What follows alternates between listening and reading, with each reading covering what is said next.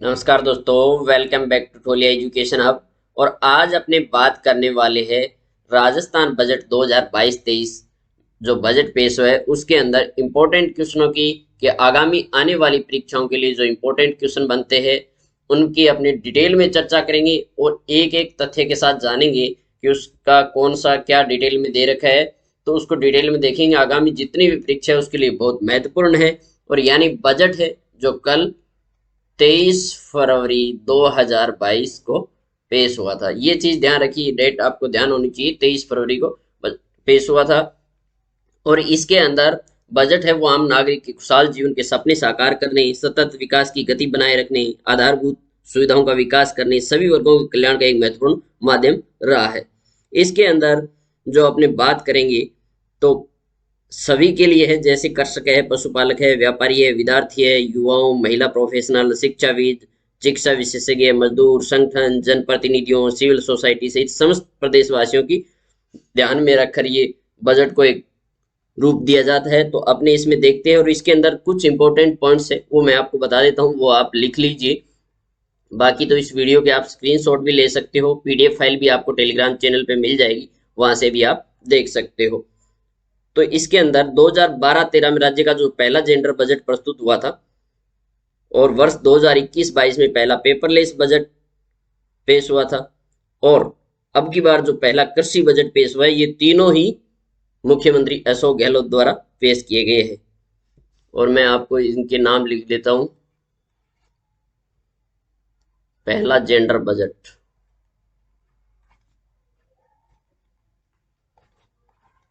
पहला gender budget.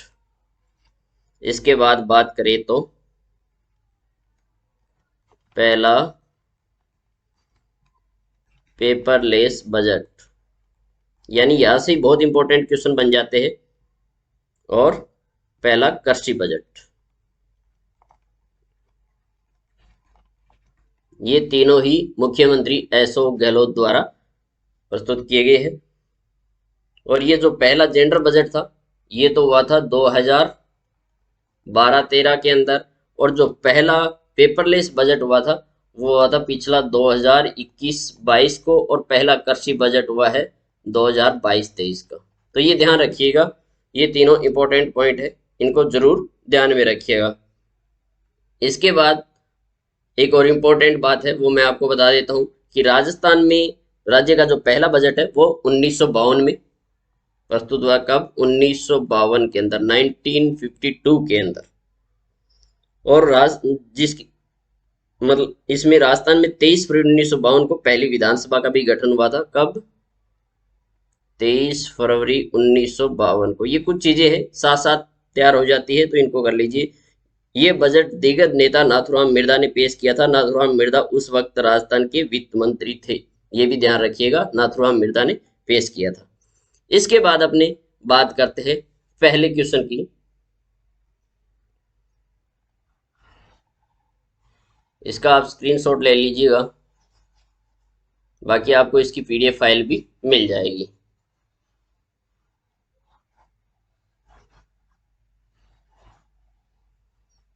इसमें अपना पहला जो क्वेश्चन है वो क्या कह रहा है कि केंद्र में सीआईएसएफ की तर्ज पर राजस्थान में किसका गठन किया जाएगा।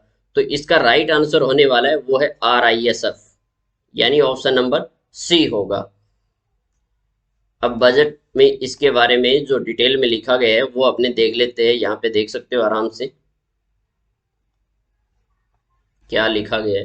तो यहाँ देख सकते हो पॉइंट नंबर 53 के अंदर लिखा गया है, प्रदेश में औद्योगिक इकाइयों को सहज एवं सुरक्षित वातावरण उपलब्ध कराने की दृष्टि से राज्य में सेंट्रल इंडस्ट्री सिक्योरिटी फोर्स की तर्ज पर राजस्थान औद्योगिक सुरक्षा बल आरआईएसएफ का गठन किया जाएगा। और आगामी वर्ष इसके अंतर्गत 2000 सुरक्षा कर्मियों की भर्ती होगी। तो ये चीज आप जरूर ध्यान रखिए, इसकी फुल फॉर्म भी पूछी जा सकती है, राजस्थान औद्योगिक सुरक्षा बल आरआईएसएफ। और इसके अंदर 2000 सुरक्षा कर्मियों की भर्ती होगी। इसके बाद अगला क्वेश्चन है अपना क्वेश्चन नंबर 2। क्वेश्चन नंबर 2 क्या कह रहा है? क्वेश्चन नंबर 2 कह रहा है कि कितने करोड़ राशि से ईडब्ल्यूएस कोष के गठन का ऐलान किया गया।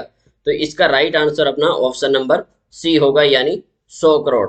अब बजट के अंदर जो लिखा गया है वो देख लीजिए यहाँ पे।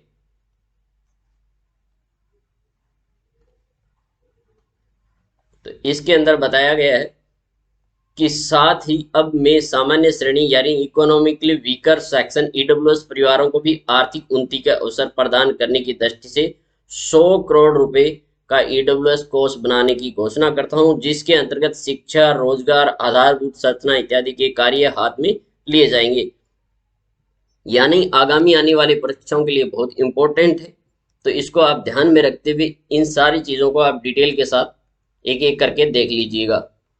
इसके बाद क्वेश्चन नंबर 3 है। क्वेश्चन नंबर 3 क्या कह रहा है? क्वेश्चन नंबर 3 कह रहा है कि कार्यस्थल जाने वाले दिव्यांग को कितनी स्कूटी प्रदान की जाएगी? कार्यस्थल जाने वाले दिव्यांग को कितनी स्कूटी प्रदान की जाएगी? तो इसका right answer option number D होगा, 5000 स्कूटी। अब बजट के अंदर इसके लिए जो लिखा गया है वो देख लीजिए, क्या लिखा गया है। कॉलेज जाने वाले दिव्यांग छात्र छात्राओं तथा रोजगार हेतु अपने कार्यस्थल पर जाने के लिए दिव्यांग युवाओं को इस वर्ष दी जा रही 2000 स्कूटी की संख्या को आगामी वर्ष में बढ़ाते हुए मुख्यमंत्री दिव्यांग स्कूटी योजना, ये नाम याद रखिएगा, मुख्यमंत्री दिव्यांग स्कूटी योजना के अंतर्गत 5000 किए जाने की घोषणा करता हूं। साथ ही कालीबाई भील एवं देवनारायण योजना के अंतर्गत मेधावी छात्राओं को प्रतिवर्ष दी जाने वाली स्कूटी की संख्या 13000 से बढ़ाकर 20000 करने की घोषणा करता हूं। यानी 13000 से बढ़ा के उन्होंने कितनी करती है? कालीबाई भील और देवनारायण योजना के अंतर्गत 20000 कर दी है। तो ये भी चीज आप ध्यान में रखिए। और इसके साथ साथ ये जो दिव्यांग को कितनी स्कूटी प्रदान की जाएगी 2000 से बढ़ाकर मुख्यमंत्री दिव्यांग स्कूटी योजना के अंतर्गत, तो ये है 5000। इसके अंदर जो लगभग खर्च आएगा यानी 170 करोड़ रुपए का व्यय होगा। ये सारी चीजें आप जो इसमें मैं दे रहा हूँ, इतने पॉइंट बहुत इंपॉर्टेंट है, अच्छे से ध्यान में रख लीजिएगा और अपने दोस्तों को ज्यादा से ज्यादा शेयर कीजिएगा। पहली बार विजिट कर रहे हो तो चैनल को सब्सक्राइब करके बेल आइकन को प्रेस करना भी मत भूलिएगा। इसके बाद अगला क्वेश्चन है कि राजस्थान के किस जिले में दिव्यांग विश्वविद्यालय खोला जाएगा? बहुत ही इंपॉर्टेंट क्वेश्चन है। तो ये होगा अपना option number C, Jamdoli Jaipur के अंदर। कहाँ खोला जाएगा? जामडोली जयपुर के अंदर। अब इसके नाम वगैरह है वो अच्छे से जान लीजिएगा। तो इसमें दे रखा है कि दिव्यांगजन के लिए उच्च शिक्षण रिसर्च शिक्षकों की विशेषता व्यवस्था हेतु जामडोली जयपुर में बाबा आमटे दिव्यांग विश्वविद्यालय, यानी ये नाम याद रखिएगा, बहुत इंपॉर्टेंट है, स्थापना करने की घोषणा करता हूं। साथ ही नेत्रहीन विकास संस्थान जोधपुर, ये भी याद रखिएगा, नेत्रहीन विकास संस्थान जोधपुर को कॉलेज में क्रमांकित किया जाना प्रस्तावित है। इन दोनों संस्थाओं की स्थापना 15 करोड़ रुपए का व्यय होगा। इसके अतिरिक्त दिव्यांगों के लिए एनजीओ द्वारा संचालित स्कूलों आवासीय विद्यालयों को वेतन भत्तों हेतु दी जाने वाली अनुदान जो राशि 90% थी उसको बढ़ाकर अब 100% कर दिया गया। ये भी इंपॉर्टेंट क्वेश्चन बनता है कि जो एनजीओ द्वारा संचालित स्कूल थे, आवासीय विद्यालय थे, उनके वेतन भत्तों को दी जाने वाली जो अनुदान राशि थी उसको 90% बढ़ाकर कितना कर दिया है? 100% कर दिया है। इसके बाद अगला क्वेश्चन होगा अपना क्वेश्चन नंबर 5। क्वेश्चन नंबर 5 क्या कह रहा है कि राजस्थान में कितने नए औद्योगिक क्षेत्रों की स्थापना की जाएगी? राजस्थान में कितने नए औद्योगिक क्षेत्रों की स्थापना की जाएगी? तो इसका राइट आंसर होगा ऑप्शन नंबर बी, 32। अब इसके बारे में अपने थोड़ा सा डिटेल में जान लेते हैं कहाँ कहाँ होंगे।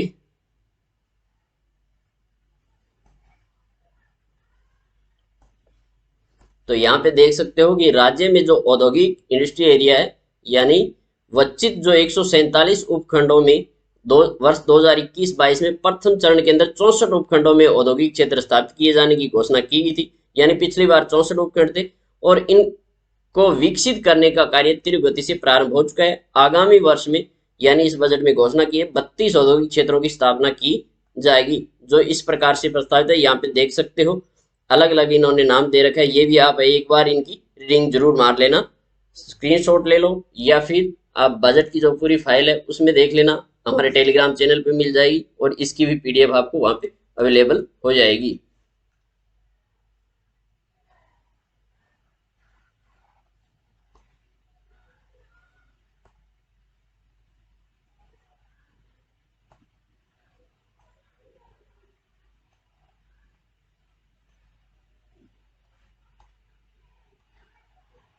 अब इसके बाद अपने अगला क्वेश्चन देखने वाले क्वेश्चन नंबर 6। क्वेश्चन नंबर 6 क्या कह रहा है?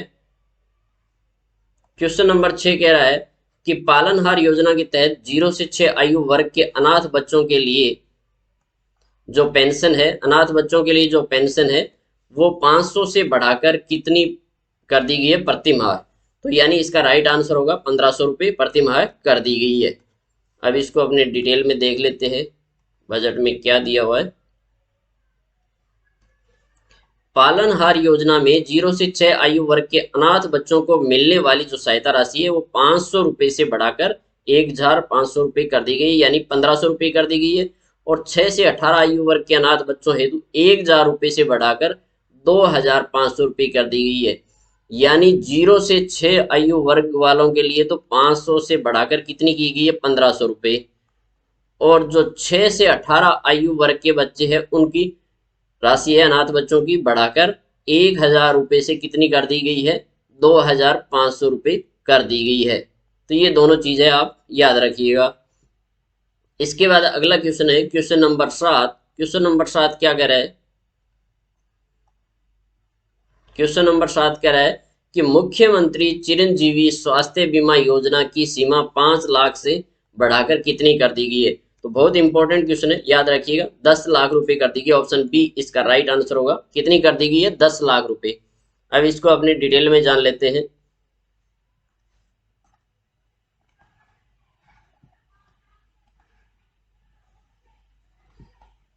अब इसके अंदर छोटे छोटे पॉइंट है वो भी आप जरूर देख लीजिएगा कि मैं आगामी वर्ष में इस चिरंजीवी योजना के अंतर्गत परिवार सालाना 5 लाख रुपए की चिकित्सा बीमा राशि को बढ़ाकर 10 लाख रुपए करने की घोषणा करता हूं।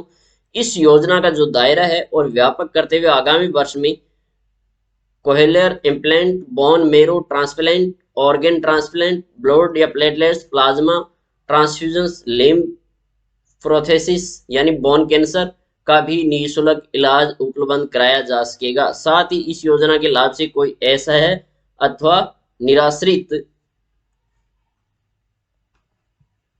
परिवार वंचित नहीं रहेगा।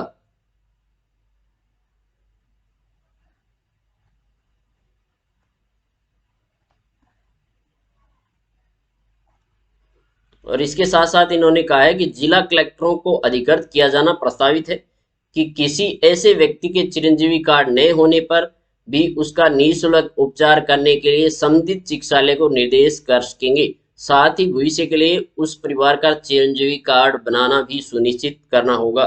इसके बाद इन्होंने बता रखा है कि 2 अक्टूबर जो 2011 को मेरे द्वारा मुख्यमंत्री निःशुल्क दवा योजना के माध्यम से देश में पहली बार आम आदमी को महंगे इलाज के बोझ से बचाने का कार्य प्रारंभ किया गया था। ये भी डेट याद रखिए, ये भी पूछ सकते हैं। इससे एक कदम और आगे बढ़ते हुए वर्ष 2013 में हमने राजकीय चिकित्सालय संस्थाओं में मुख्यमंत्री निःशुल्क जांच योजना आरंभ की।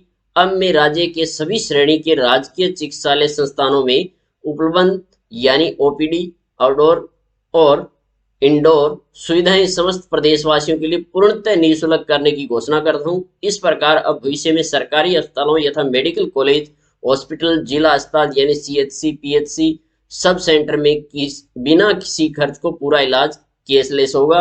इस हेतु आपात अस्पतालों में आवश्यक दवाइयां एवं जांचों की अतिरिक्त सुविधा सुनिश्चित की जाएगी। इसके बाद जो अगला क्वेश्चन है वो है कि इंदिरा गांधी मातृत्व पोषण योजना में क्या बदलाव हुआ है। क्वेश्चन नंबर 8 है। तो इसके अंदर इन्होंने कहा है कि क्या बदलाव हुआ है इंदिरा गांधी मातृत्व योजना के अंदर। तो राजस्थान के सभी जिलों में लागू होगी, 210 करोड़ का खर्च होगा, 3,50,000 गर्भवती महिलाओं को लाभ मिलेगा, यानी सभी बदलाव किए गए। अब इसको अपने देख लेते हैं पूरी फाइल में क्या दे रखा है इन्होंने। तो यहाँ इन्होंने दिया है कि मेरे द्वारा वर्ष 2020-21 में प्रतापगढ़, बांसवाड़ा, उदयपुर, डूंगरपुर व 12 जिले, ये याद रखिए, ये पिछला भी पूछा जा सकता है, इसमें जिले पूछे जा सकते हैं। जिलों के लिए इंदिरा गांधी मातृत्व पोषण योजना प्रारंभ की गई थी। इसके अंतर्गत दूसरी संतान के जन्म पर 6,000 रुपए की सहायता प्रदान की जाती है। अब मैं योजना का दायरा बढ़ाते हुए पूरे प्रदेश में लागू करने की घोषणा करता हूं, यानी ये सभी जिलों में लागू होगी। इससे लगभग 3,50,000 गर्भवती महिलाओं को प्रतिवर्ष लाभान्वित होगी और इस पर 210 करोड़ रुपए का व्यय होगा। तो जरूर याद रखिए, यहाँ से बहुत इंपॉर्टेंट क्वेश्चन बनते हैं। इसके बाद अपना क्वेश्चन नंबर 9 है। क्वेश्चन नंबर 9 है कि राजस्थान के 19 जिलों में कितने कन्या महाविद्यालय खोले जाने की घोषणा हुई है। तो इसका राइट आंसर है 36। यानी राजस्थान के 19 जिलों में कितने कन्या महाविद्यालय खोले जाने की घोषणा हुई है, तो 36। अब इसको अपने देख लेते हैं कि कौन कौन से जिलों में है।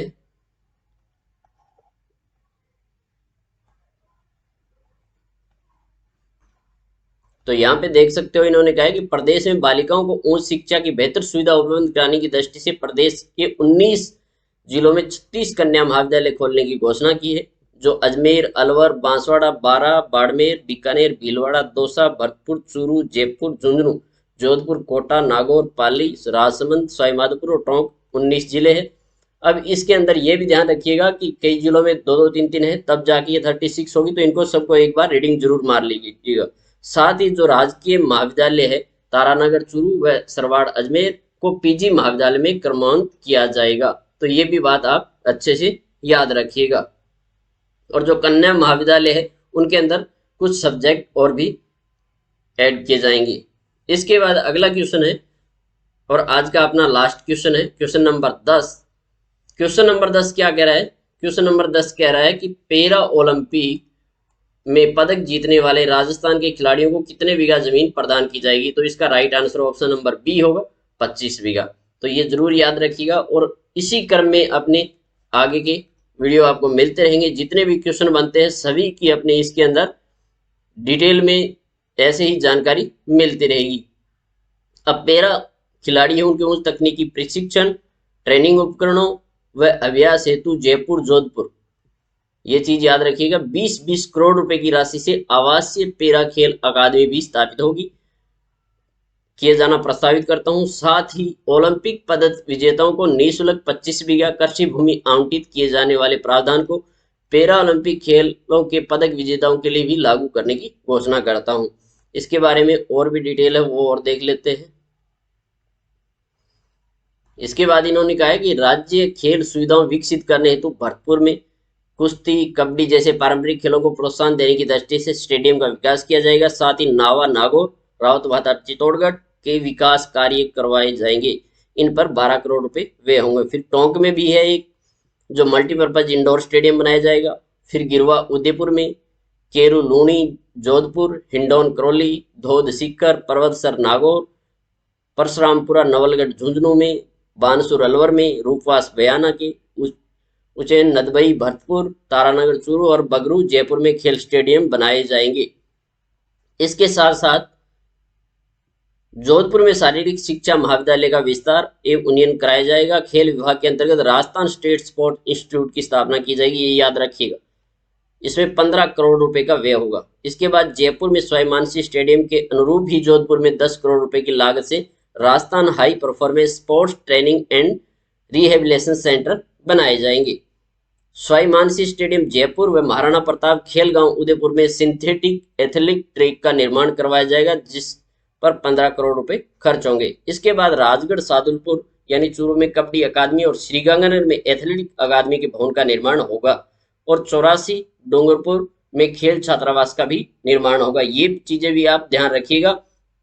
और इसी कड़ी में अपने नेक्स्ट लेक्चर आएगा, जिसके लिए आपको थोड़ा सा वेट करना होगा, या तो कल मॉर्निंग में मिल जाएगा, नहीं कल इवनिंग में मिल जाएगा। आप कंटिन्यू बने रहिएगा। और बजट का भी एक वीडियो आपको संपूर्ण डिटेल के साथ इवनिंग में और मिल जाएगा। एक मैंने पहले भी डाल रखा है कुछ पीपीटी के साथ, लेकिन अब जो पूरी फाइल है उसके अकॉर्डिंग भी एक वीडियो और दे दूंगा, पढ़ना चाहो तो। और पीडीएफ फाइल है हमारे टेलीग्राम चैनल पे आपको अवेलेबल हो जाएगी। और अपने दोस्तों को ज़्यादा से ज़्यादा शेयर कीजिए। नए हो, पहली बार विजिट कर रहे हो, चैनल को सब्सक्राइब करके बेल आइकन को प्रेस करना मत भूलिएगा। नेक्स्ट अपडेट आए तब तक के लिए जय हिंद, जय भारत, वंदे मातरम।